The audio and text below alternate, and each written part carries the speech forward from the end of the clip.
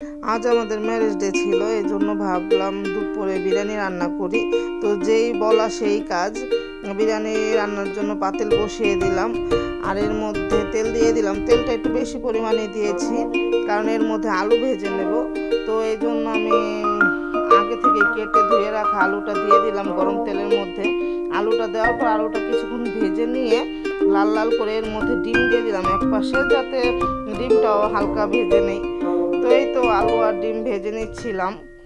আর বিরিয়ানিতে আলু দিতে আমি পছন্দ করি, আলুটা আরও যদি ভেজে দেওয়া হয় তাহলে আরও ভালো লাগে, বিরিয়ানির আলু খেতে ভালো লাগে। তো এই তো আমার আলুটা হয়ে গেছে, এই জন্য আলুটা আমি তুলে নিচ্ছিলাম। আর এখন ডিমটা আমি তুলে নেব। ডিমটা আমার হয়ে গেছে, ডিমটা বেশি ভাজি নেই, হালকা ভেজে নিয়েছি। আর এই তো ডিম আর আলু তুলে নিয়ে এখন গরম তেলের মধ্যে গোটা গরম মশলা দিয়ে দিলাম। গরম মশলাটা হালকা ভেজে পেঁয়াজ দিয়ে দিলাম। পেঁয়াজটা আমি ভালো মতো তেলে ভেজে নেব যতক্ষণ পর্যন্ত হালকা ব্রাউন না হবে। সম্পূর্ণ ব্রাউন আমি করবো না। তো এই তো আমার পেঁয়াজটা হয়ে এসেছে, তাই আমি এর মধ্যে আদা রসুনটাও তেলে ভালো মতো ভেজে নেব যাতে আদা রসুনের গন্ধটা না হয়।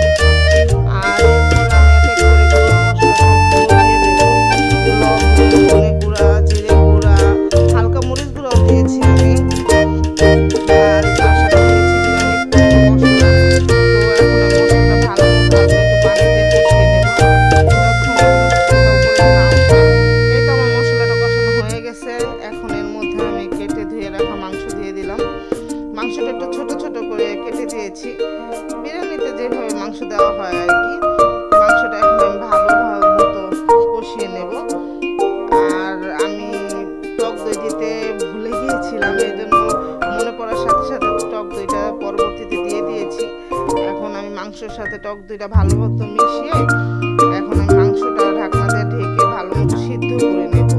আর এর সাথে যাতে মাংসটা সম্পূর্ণ সিদ্ধ হয়ে যায়, আর কিছুক্ষণ পর পর ঢাকনা দিয়ে ঢেকে মাংসটা আমি ভালো মতো সিদ্ধ করে নেব। যতক্ষণ পর্যন্ত মাংসটা সিদ্ধ না হবে ততক্ষণ পর্যন্ত আমি মাংসটা ঢাকনা দিয়ে ঢেকে দেবো। আর কিছুক্ষণ পর পর নেড়ে চেড়ে দেবো যাতে পাতিলে লেগে না যায়। আর মাংসটা আমার এই তো প্রায় হয়ে এসেছে। এর মধ্যে আমি আগে থেকে ভেজে রাখা আলুগুলো দিয়ে দিলাম। এখন আলু আর মাংসটা একসাথে আমি ভালো মতো সিদ্ধ করে নেব। তো এই তো আমার মাংস আর আলুটা সিদ্ধ হয়ে গেছে। এখন এর মধ্যে আমি আগে থেকে ধুয়ে রাখা চাল দিয়ে দিচ্ছি।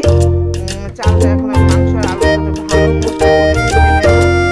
তারপরে চালটা ভাজা হয়ে গেলে আমি আরেক অন্য চুলায় গরম পানি করে নিয়েছিলাম, সেই গরম পানিটা দিয়ে দেবো। গরম পানিটা পরিমাণ মতো দিয়ে দেবো যতটুকু প্রয়োজন। তো এই তো গরম পানিটা আমি দিয়ে চালটা হালকা নাড়াচাড়া করে নেব। আর এর উপর দিয়ে দিয়ে দেবো কাঁচামরিচ। আর আমি বাকি বিরিয়ানির মশলাটাও এখন দিয়ে দেব, যেটা অর্ধেক প্রথমে দিয়েছিলাম আর এখন বাকি অর্ধেক এখন আমি দিয়ে দেব। এতে বিরিয়ানির ফ্লেভার, মশলার ফ্লেভারটা ভালো আসে। এখন ঢাকনা দিয়ে ঢেকে আমি চালটা সিদ্ধর অপেক্ষায় থাকবো, অর্ধেক সিদ্ধর অপেক্ষায় থাকবো। তো এই তো ঢাকনা উঠিয়ে আমি এখন বিরিয়ানিটা আবার হালকা